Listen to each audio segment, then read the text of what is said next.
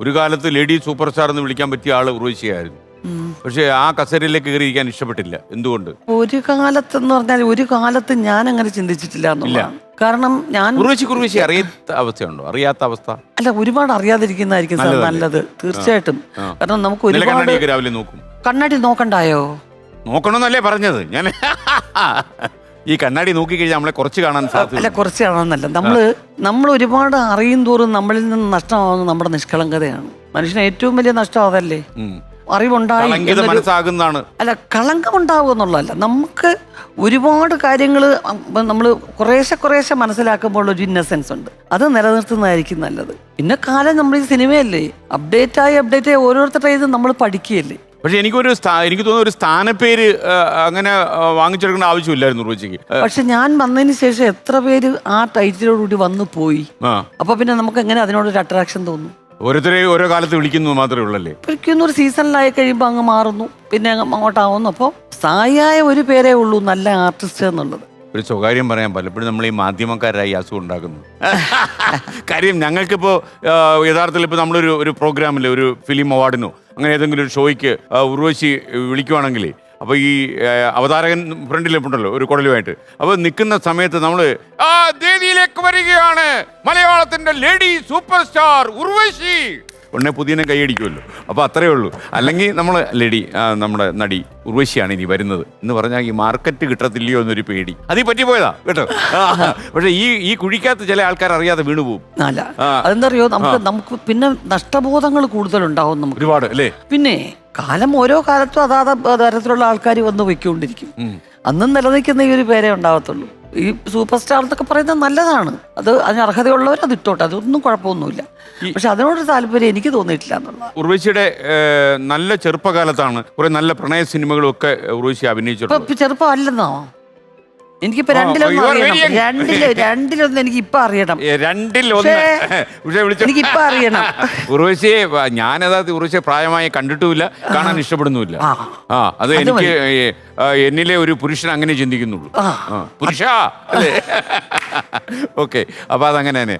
ഉർവശി, എനിക്ക് അറിയേണ്ട ഒരു കാര്യം, നമ്മുടെ കാലത്ത് ഇപ്പൊ പ്രേം നസീറിന്റെ ഒക്കെ കാലം ഉണ്ടല്ലോ, ആ കാലത്തിന് അടുത്തൊക്കെ തന്നെ ഉർവശി ഉണ്ടായിരുന്നു. അന്ന് അഭിനയിച്ചില്ലെങ്കിൽ പോലും അല്ലേ, ജയഭാരതി അവരൊക്കെ മലയാള സിനിമയിൽ നിൽക്കുന്ന കാലത്ത് തന്നെ ഉണ്ടായിരുന്നു. അന്ന് പക്ഷേ ഉർവശി പറഞ്ഞല്ലോ ഈ പ്രണയത്തിലൊക്കെ ഒരു ഓവർ ആക്ടിങ് ഉണ്ടായിരുന്നു അല്ലേ. അന്ന് മൊത്തം ട്രെൻഡ് അങ്ങനെ ആയിരുന്നു സാർ. കാരണം കുറച്ച് കൂടുതൽ നാടകീയത വരണം. നമ്മൾ ഇന്ന് ആലോചിക്കുമ്പോഴത് അന്നത് പ്രശ്നമായിരുന്നില്ല. ചിലപ്പോ ഇപ്പൊ നമ്മൾ ഈ അഭിനയിക്കുന്നൊക്കെ നാളെ വരുന്ന ഒരു തലമുറ എന്ത് പറയും നമുക്കറിയത്തില്ല. ചിലപ്പോ അവർക്കിത് എന്നാ പരിപാടി വരും അല്ലേ. ഇങ്ങനെയുള്ള ക്യാരക്ടർ വരുമ്പോ പ്രത്യേകിച്ച് ഈ കാമുകിമാര്, പ്രത്യേകിച്ച് അന്നത്തെ പാട്ടുകളൊക്കെ സൂപ്പറായിരുന്നു. അപ്പം അർത്ഥവത്തായ പാട്ടുകളാണ്, അതിനൊപ്പ് വെച്ച് നമ്മൾ ചൂടൊക്കെ വയ്ക്കേണ്ടി വരും. ആ ഒരു സമയത്തൊക്കെ അഭിനയിച്ച സിനിമകളിൽ എങ്ങനെയായിരുന്നു ഉർവശിയുടെ ഒരു അവസ്ഥ?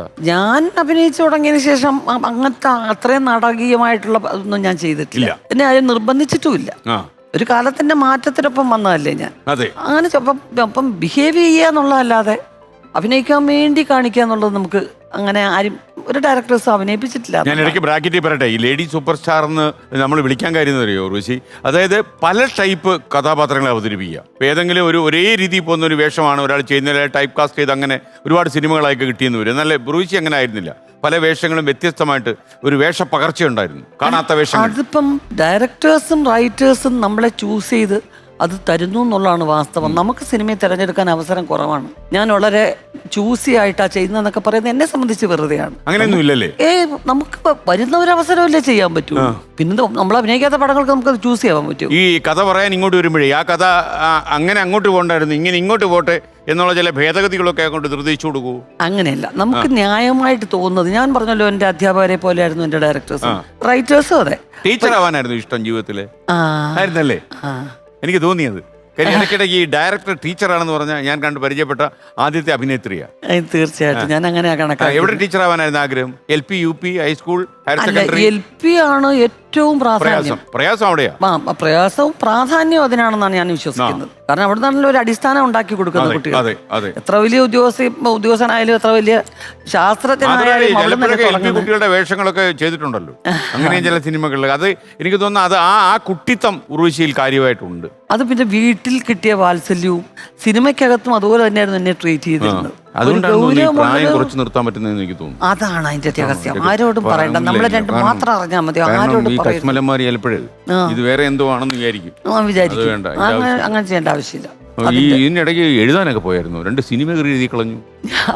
പെടക്കോഴി കൂന്ന നൂറ്റാണ്ട്, പിന്നെ ഉത്സവമേളം. എന്തൊക്കെയാ ചെയ്തത്? ഞാൻ എഴുതിയതല്ല അത്. എല്ലാ ആർട്ടിസ്റ്റിന്റെയും മനസ്സിൽ ഒരു സ്ക്രിപ്റ്റും കഥയൊക്കെ ഉണ്ടാവും. അപ്പൊ അതുപോലെ ചിലത് നമ്മുടെ മനസ്സിൽ തോന്നുന്ന ഇത് നന്നായിരിക്കും ഇങ്ങനെ ഒരു സിനിമ ചെയ്താൽ എന്ന് പറയുന്നു. അവരത് പ്രായോഗികമാക്കുന്നു എന്നുള്ളതേ ഉള്ളൂ. എനിക്കതിനുള്ള സമയം ഉണ്ടായിട്ടില്ല സാർ. നമ്മുടെ ഷീലാമ്മ ഒരു പടം ഡയറക്ട് ചെയ്തായിരുന്നല്ലോ പണ്ട്, യക്ഷിയാണോ? യക്ഷഗാനം. അത് തന്നെ, യക്ഷഗാനം. ശിഖരങ്ങൾ ഡയറക്ട് ചെയ്തു. അല്ല, അങ്ങനെയാണെങ്കിൽ ആ ചുവട് പിടിച്ച് നമ്മൾ കയറി ഒരു പടം ഡയറക്ട് ചെയ്താലോ? എനിക്കെന്തോ അത് വലിയത് അങ്ങനല്ല.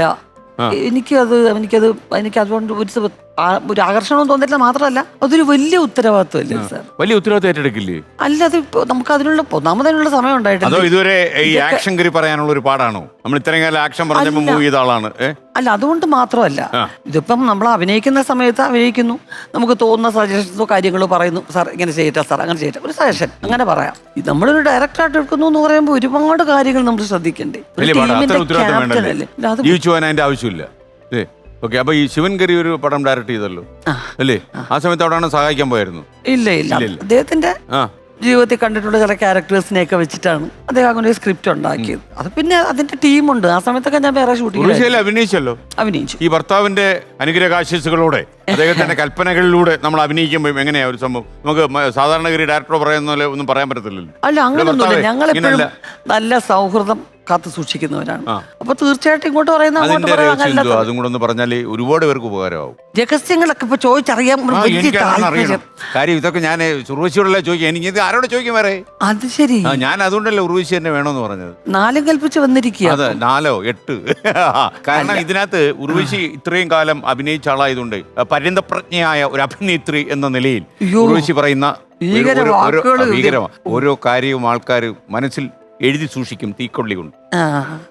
ഇതിപ്പോ ഞങ്ങള് തമ്മിൽ നല്ല ഫ്രണ്ട്സ് ആയിട്ടാണ്. അതെ, തീർച്ചയായിട്ടും. എപ്പോഴാ ശത്രുക്കളാവുന്നത്?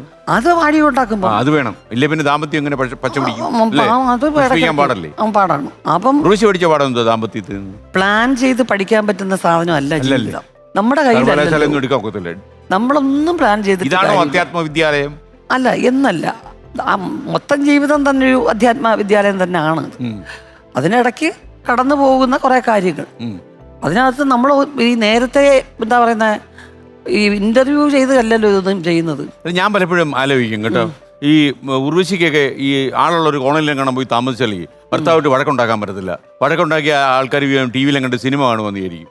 അത് ശരിയാ. ഈ ശബ്ദം എല്ലാവർക്കും അറിയാമല്ലോ, വലിയ പ്രശ്നമാണ്. പണ്ട് നമ്മുടെ ടി പി രാധാമണി ചേച്ചി ഉർവശിക്ക് ഓർമ്മയില്ലേ? ചേച്ചിയും ഗംഗാരൻ ചേട്ടൻ ഇവർ രണ്ടുപേരും റേഡിയോ വഴി അന്ന് പോപ്പുലറാ. ഇവര് റേഡിയോ നാടകത്തിൽ അഭിനയിക്കുമ്പം നിന്നോട് ഞാനൊരു കാര്യം പറയാം എന്നൊക്കെ പറഞ്ഞിങ്ങനെ പറയുമ്പോൾ അയലത്തുകാര് ഇവർക്ക് എപ്പോഴും വഴക്കൂടാനേ സമയമുള്ളൂ, റേഡിയോയിലാണ്. അതേ പ്രശ്നം ഉർവശിക്ക് വരാൻ സാധ്യതയുണ്ട്. അങ്ങനെ ആരെങ്കിലും ചോദിച്ചിട്ടുണ്ടോ എന്തോ ഇത് സംഭവം? അത് സിനിമ ഇട്ടാലും പ്രശ്നം വരും. ഒരുപാട് പേര് ചോദിച്ചിട്ടുണ്ട്. കാരണം എന്താ വെച്ച് കഴിഞ്ഞാൽ പണ്ട് ഞാൻ ശബ്ദം മാറ്റിയൊക്കെ ലാൻഡ് ലൈൻ അല്ലേ, ഫോൺ എടുക്കും. ഉർവശി വേറെ ആരെ കൊണ്ട് ഉർവശിയുടെ ക്യാരക്ടേഴ്സ് ഡബ് ചെയ്യിച്ചിട്ടുണ്ടോ? ഈ ഭാഗ്യലക്ഷ്മിയെ പോലെ കുറെ ആൾക്കാരുണ്ടല്ലോ സമൂഹത്തില്. അയ്യോ, അവരൊക്കെ നല്ല ഡബിങ് ആർട്ടിസ്റ്റ് അല്ല സാർ. ബിഗിനിങ് സ്റ്റേജിലൊക്കെ അങ്ങനെ വേണ്ടി വരും. കാരണം ഷൂട്ടിംഗ് കേരളത്തിലും ഡബിങ് ചെന്നൈയിലും. അപ്പൊ നമ്മൾ ഓടി നടക്കത്തില്ല. മറ്റേ കഥയിലേക്ക് നമ്മൾ ശബ്ദം മാറ്റി ഫോണിൽ അഡ്ജസ്റ്റ് ചെയ്യുന്നു. പണ്ടൊക്കെ എന്ന് പറഞ്ഞു കഴിഞ്ഞാൽ അഡ്ജസ്റ്റ് ചെയ്ത് ഒരുവിധം ഹലോ എന്നൊക്കെ പ്രകാരം ഇത്രയും സാറ്റലൈറ്റ് ചാനൽസ് ഇല്ല. ഞാൻ വിളിക്കുന്നു, ഹലോ ഉർവശി, யார் பேசுறீங்க? ഞാൻ ശ്രീകണ്ഠൻ பேசுறேன். வெளியே போயிருக்காங்க, அம்மா வெளியே போயிருக்காங்க, வரும்போது சொல்றேன். இது யாரு பேசுறேன்? நான் வீட்டுல சர்வன் பேசுறேன் சார். குழந்தைக்கு எப்படி சௌக்கியம் இருக்கு? என் குழந்தைய பத்தி நீங்க ஏன் சார் கேக்குறீங்க? உங்க குழந்தை குறிச்சு நான் எப்படியே கேட்டிട്ടുണ്ട്.